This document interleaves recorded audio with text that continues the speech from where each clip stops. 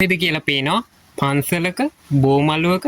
හැබැයි මේ පිටිපස්සේ පේන බෝධීන් වහන්සේ විශේෂයි. නාගයෙක් ආරක්ෂා කරන කෙනෙක් ඇවිත් ප්‍රාර්ථනාවක් කරොත් ඒ ප්‍රාර්ථනාව කරපු ගමන් ප්‍රාර්ථනාව ඉෂ්ට වෙන ඉතාමත් අසිරිමත් මාතර ප්‍රදේශයේ වැඩ ඉන්න බෝධීන් වහන්සේ නම. ඒ විදිහට තමයි අපිට බෝධීන් වහන්සේ ගැන අහන්න ලැබෙන්නේ.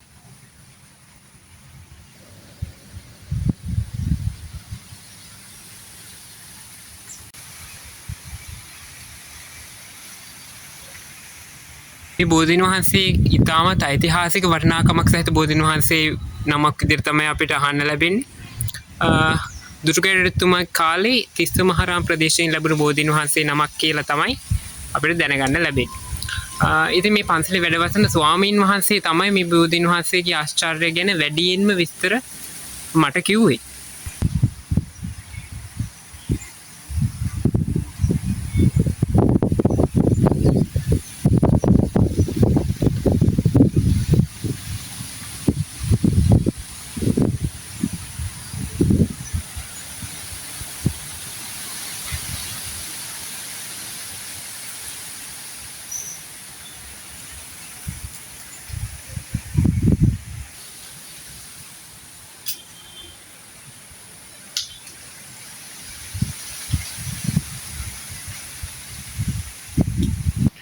ඉතින් මම පොඩි දෙයක් පෙන්නන්නම්.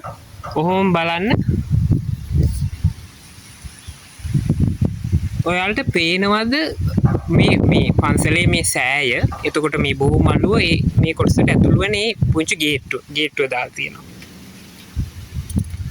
ඉතින් පන්සලේ ස්වාමීන් වහන්සේ කිව්වේ මේ ප්‍රාර්ථනාවක් කරලා බෝධීන් වහන්සේගෙන් එතනින් පහළට බහින්න කලින් ප්‍රාර්ථනාව ඉෂ්ට වෙනවා කියලා. ඉතින් ඒ තරම් ආශ්චර්යමත් බෝධීන් වහන්සේ නමක් විදිහට තමයි අපිට බෝධීන් වහන්සේ කියන දැනගන්න ලැබුණේ. ඒ වගේම ඓතිහාසික වටිනාකමක් සහිත බෝධීන් වහන්සේ නමක් විදිහට.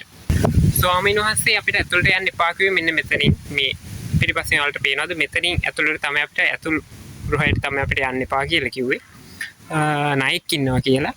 ඉතින් කොහොම හරි උන්වහන්සේ ඒක යන්න එපාම කිව්වේ නෑ. උන්වහන්සේගේ අන්තරක් තියෙනවා. අන්තරක් වෙන්න පුළුවන් කියන එක කොහොම වුණත් අපි මෙතන ගිහිල්ලා බලමු. අපිට විශ්වාසය අපිට කවදාවත් වෙන එකක් නෑ. ගිහිල්ලා බලමු. මොකද ඔයාලට පෙන්වන්න අවශ්‍ය නිසාමයි මම ඇත්තට මෙතනින් ඇතුළට මේ වෙලාවේ යන්නේ. බෝධීන් වහන්සේ මොන වගේද කියලා.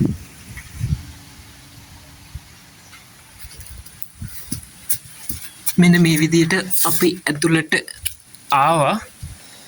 ඉතින් ඔයාලට පේනවා ඇති මේ කොටසේ තමයි නායක ඉන්නවා කියලා කිව්වේ.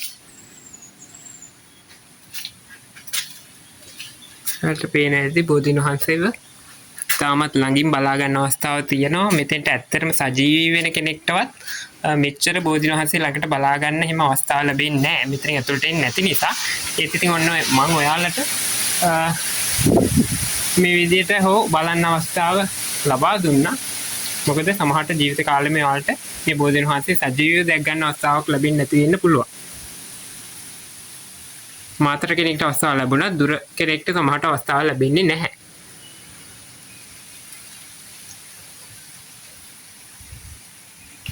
මේ වෙලාවේ නම් අපිට කිව්වා වගේ අනතුරක් බෝධීන් වහන්සේ ගාව පේන්නේ නැහැ.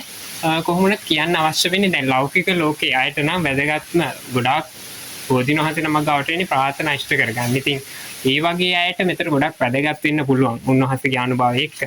කොහොම වුණත් මට කියන්න අවශ්‍යනේ බෝධීන් වහන්සේ නමකින් අපිට බෞද්ධ විදිහට ඊට වඩා දෙයක් ගන්න පුළුවන්. බෞද්ධ විදිහට හිත පිරිසුදු කරගන්න, හිත අවබෝධ කරගන්න, නිවනට යන ගමනේදී සැබෑ බෞද්ධින් නම් නිවනට යන ගමනේදී ඒකට උපකාරයක් විදිහට අපිට බෝධීන් වහන්සේගේ ආශිර්වාදය ලබා ගන්න පුළුවන්. ඉතින් ඒ සඳහා ඇත්තටම මේ බෝධීන් වහන්සේලා යතුළුවේ සබදාම ලොකු ආශිර්වාදයක් අපිට. ඉතින් මම ඔයාලට යෝජනා කරන්න කැමතියි. ඒ වගේ මේ වගේ තවත් බෝධීන් වහන්සේලා ඉන්නවා නම් කමෙන්ට් කරන්න අනිවාර්යෙන්.